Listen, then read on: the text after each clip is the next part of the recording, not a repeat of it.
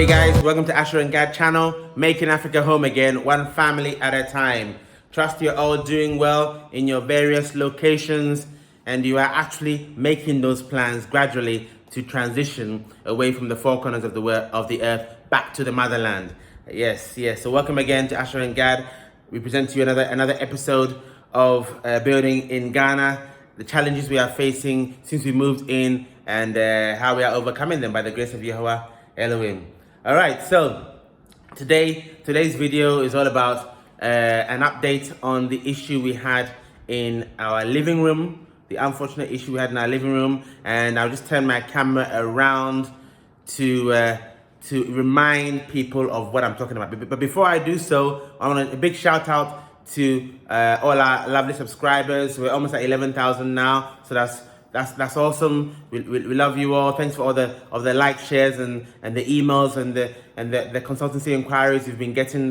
Definitely been loads and loads. Love to the Patreon family and the PayPal family also. All right, so let's get straight into it. Just check my notes. Let me turn my camera around and remind the viewers, old and new, about what I'm talking about. Okay, guys. So a while back, I pointed out all these stains on our POP ceiling, okay? And they're water stains, right? And if you haven't watched that video, please click up here, because this is really a part 2 of that video, and it will bring it all together, okay? So we noticed stains on our ceilings. We had water stains on the tile and up here as well, everywhere. And then through the investigation upstairs, we found out that it was all due to incorrect tiling in the upper floor shower rooms. Incorrect tiling and also lack of waterproofing also in the shower rooms on the top floor. Now, which is pretty annoying. Obviously, the tiling itself was not done properly to the correct slope. So therefore, the water, when you had a shower, let's say 80% of the water went down the shower, but about 20% remained on the shower floor, and it remained stagnant, really, for days and days. Just sat there. It didn't go anywhere. It just seeps through the gap between the wall and the floor, and gradually came to this place here. So that was the issue. It was a really disturbing issue, I must admit, when we first became aware of it. It was really scary. Yeah, so it was very worrying when we first came across it, and I must say we initially were worried that it was a leaking pipe, which would be a total disaster, because obviously the pipe from the shower is all sort of buried in the concrete, if you like, as it goes into the ground and heads on to the soak away of the septic tank, as in the last chamber. So if there's a pipe leak, then boy, that is a serious, very expensive repair. Or you just face life without using that shower, which would be a total disaster as well. So what we had to do is we have to do a leak test. So I'll go up into that shower in a moment, but we went into the shower and we poured about 3 or 4 bottles of water down the pipe, specifically down the pipe, and waited over a few days, and then waited to see if the leak would appear up here. And glory to the Most High, there was no leak. So 100%, absolutely 100% conclusive that the leak is coming from the poor tiling or lack of slope in the tiling, and lack of waterproofing, because the water is seeping through the gap between the tiles and the wall. Okay, so that's what happened. There were some lovely conversations that took on in that previous video. If you haven't watched it again, just go back and watch it. And I just want to take this moment to give a huge shout out really to one of our subscribers called Preacher 948. Huge shout out to him for some good suggestions and some real sort of out of the box thinking, which is really brilliant. And I'm gonna show you what he recommended, which I thought was a brilliant idea, and which we have actually implemented in the house, and all is well now. So next shot, let's just go to the shower to tell you what we have done and what it looks like now. And we'll probably do a bit of a water test so you can see how efficient it is now. But before we do that, guys, let's just go on a short break and then we'll be right back. Are you looking to build your dream home in Ghana? Or are you building already? Would you benefit from regular site visits to monitor your building and receive regular progress reports? Well, if that's the case, and that's you, look no further. AsherGad Consultancy at your service. We offer the following services: electrical design, construction monitoring inspections, site progress reports, consultation for all items MEP, witnessing of testing and commissioning, periodic snagging, vetting of specialist subcontractors. We also report site activities to you to hopefully help you spend your money efficiently and much, much more. Get in contact for your building needs. Details on the screen. AsherGad Consultancy, making Africa home again, one family at a time.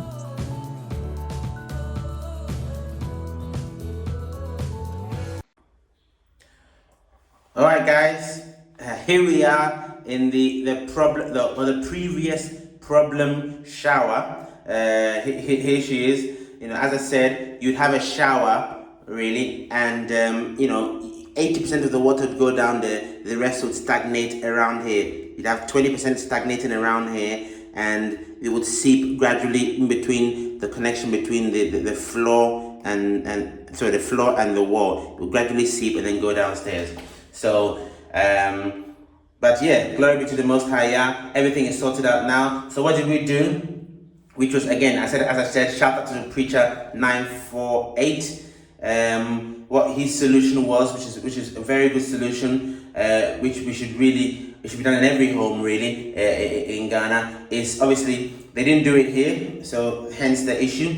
But so what we did initially, we were thinking of breaking the tiles that were under here, breaking the tile cement, and then redoing it again with the waterproof sheets, the waterproof tile adhesive and the waterproof grout.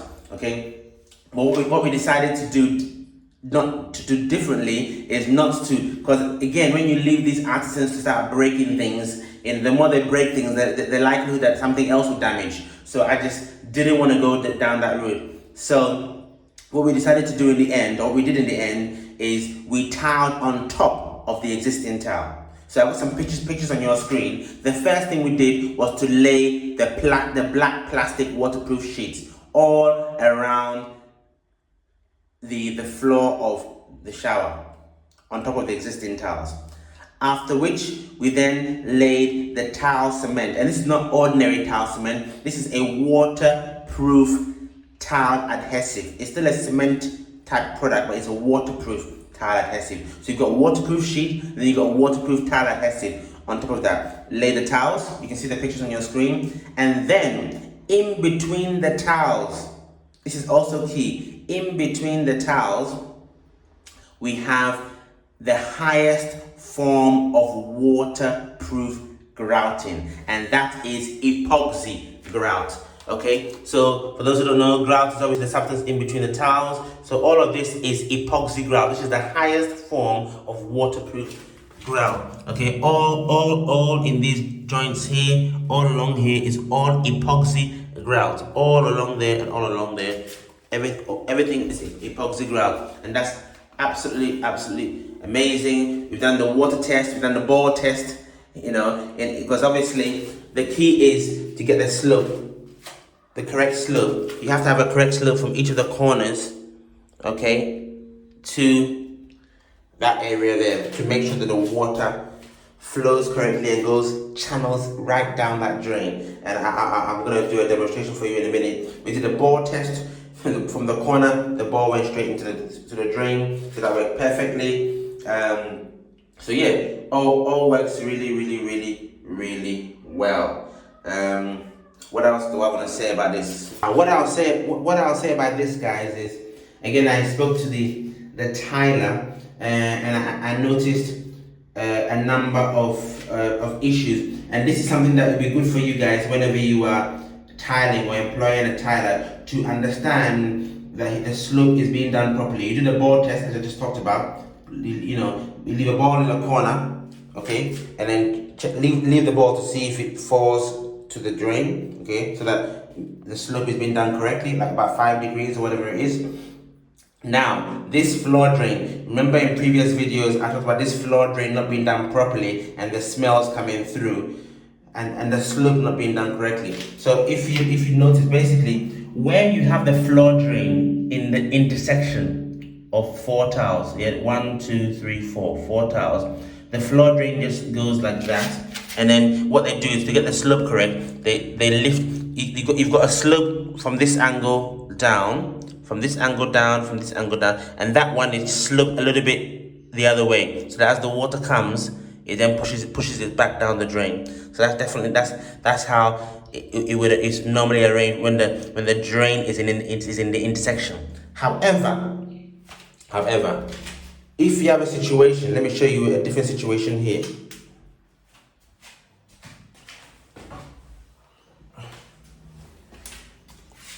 This is the floor drain outside the bath, and we had to repair this because it wasn't done properly. We were getting smells through. That wasn't done properly at all. So now we fixed that because it was all blocking. We need to put water in there actually. So in this scenario, this floor drain is not in the intersection. It's in the corner of a tile. Okay. So what they do in that scenario to make sure the slope is correct, they split the tile. And then I think they raise it slightly and raise it slightly, so that if there's any water splashing around, then the water, then obviously, due to the slope, is channeled into that corner. So that's the difference. If you see a floor drain that is within a tile, then there's always a split in the tile. Okay, I'll show you another example later on, maybe in another video, to see a different type of split. But there's always splits in the tiles when the drain is inside somewhere within the tile. But when it's in the intersection, in the corner, then it is like the previous example. All right? So watch out for that if you have anybody doing tiling for you. All right, guys, now to show you the water test so you can see for yourself how efficiently the water now goes down the drain as it was supposed to do in the first place. And I'm really glad we had a number of spare tiles left over from the main job, so it didn't cost us too much to sort out these repairs, and some extra works which I'll show you in a separate video. So let's go ahead and see how the water flows. All right, guys, here we go with the water test. Got Gad filming this. Let's see how it goes.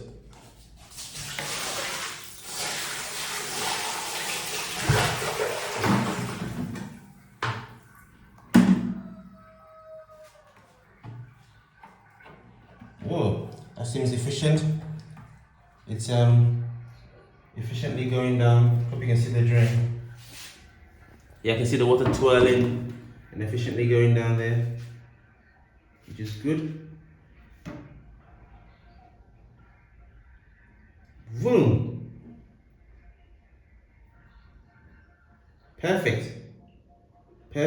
Oh, you can see even the last remaining is still draining towards, the water is still moving towards the drain, the last bits and pieces, because I think you can probably still hear it. So it's much more efficient than what it was, and I've got no stagnant water left around the edges as we had before. Brilliant, really good. So he's done a good job.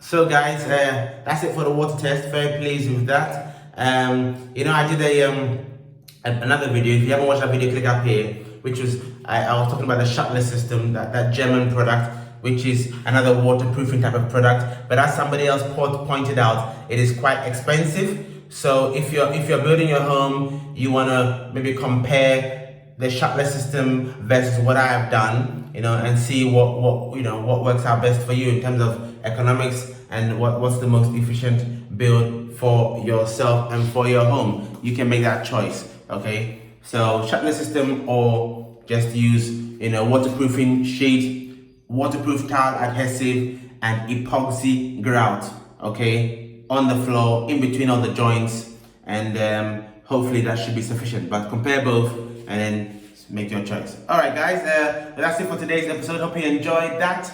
And the usual like, share, subscribe, hit the notification button so you always be aware when AsherGad upload a new video for your educational and viewing pleasure. Alright guys, well until next time, it's Kemesia from Gad and it is from me, Yebeshia. See you next time.